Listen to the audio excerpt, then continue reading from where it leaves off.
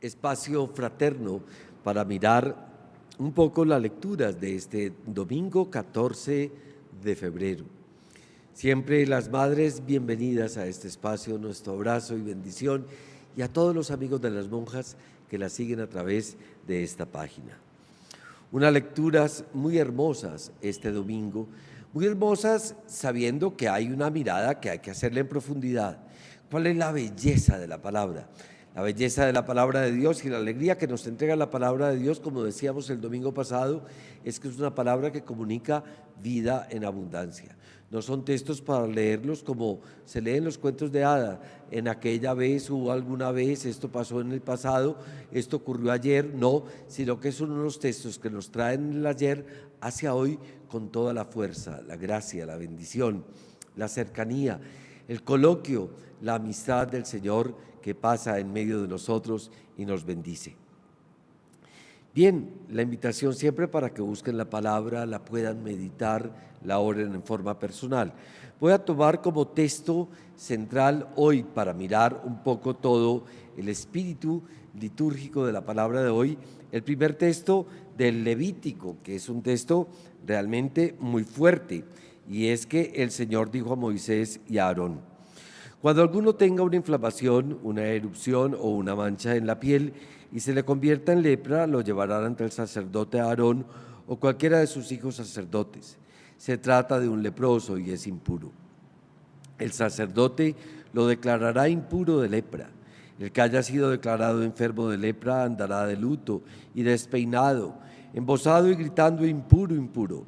Mientras le dure la lepra, seguirá impuro, vivirá aislado y se quedará fuera del campamento. Muy bien, y si nos quedamos con ese texto del Antiguo Testamento, pues nuestra vida se va a tornar casi que en una impureza y en una maldición, y eso sería terrible. Recordar cómo la revelación divina es una revelación procesual a través de los siglos, como el pueblo hebreo fue haciendo esa experiencia de Dios en medio de lo cotidiano y sobre todo en medio del camino. Ese Dios de la alianza se va revelando como el Dios de la promesa, como ese Dios que va abriendo caminos en medio de realidades realmente muy difíciles.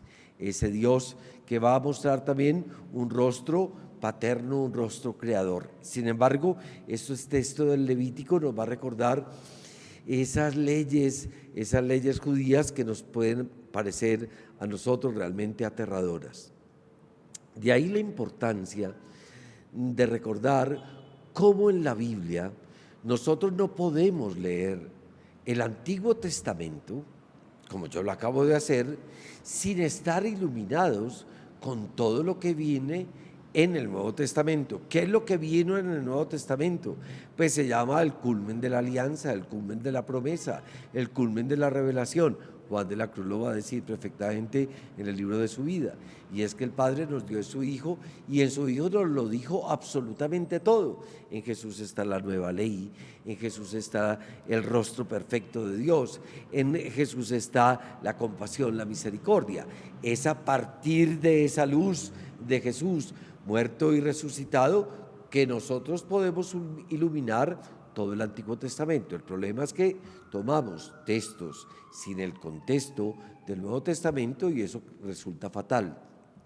Por eso, este primer texto es el texto que va a iluminar y que va a cambiar pues toda revolución de Jesús, toda la revolución de Jesús que va a aparecer en el Nuevo Testamento. Ese Jesús que está sanando, por ejemplo, los sábados.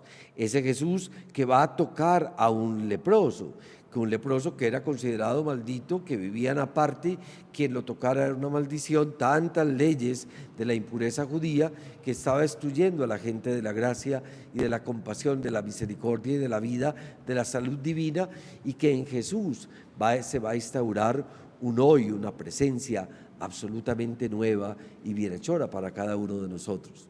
De ese leproso del Evangelio, que es el maldito según la ley de todo el Levítico, me gusta mucho que se le acerca a Jesús y le ruega y se le pone de rodillas: Señor, si quieres, si puedes dejar que yo deje esta impureza, ten compasión de mí.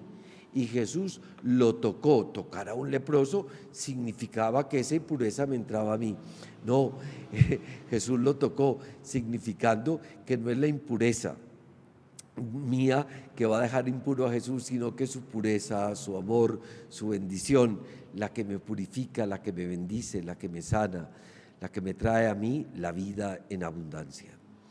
Miren, hay un cambio significativo absolutamente, y es que nosotros nos acercamos al Señor no porque seamos buenos o perfectos. Nos acercamos con nuestras impurezas, con nuestros defectos, con nuestras pequeñeces, con todo aquello que nos resulta horroroso a nosotros mismos y hasta escandaloso.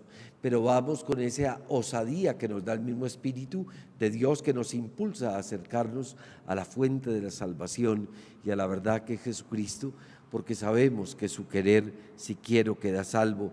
Y de todas partes, nos va a decir luego el Evangelio, se acercaban aquellos que estaban excluidos, aquellos que ya no tenían una oportunidad en la vida o que quedaban al margen de la religión, porque sabían que en Jesús había gracia y abundancia, derroche, misericordia, ese derroche de la gracia que va a hablar Pablo en tantos textos de su palabra.